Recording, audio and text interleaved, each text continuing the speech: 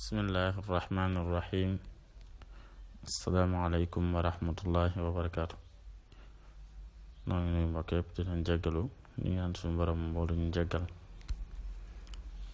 mu ngi leen di fàttaliwaat naafila yi Sëriñ Sam Mbacké laan fu digle ngir ñu di ko def ci guddi weeru koor. te nag noo ngi toll ci guddig ñaar fukkeel gi ak juróom-ñaar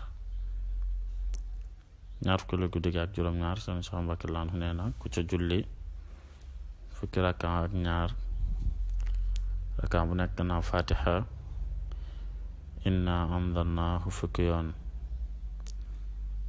doontaat ko fukki rakka ak ñaar lay doon, kon juróom benn salmal lay doon. rakka bu nekk gannaaw fatiha inna anzalnaahu fukki yoon. mu ne ku ko def des na ko bindal tuyaaba ju toll ni limu bisu àddina yépp, te bu dekkee ca mbooloom yonent ya lañu koy boole.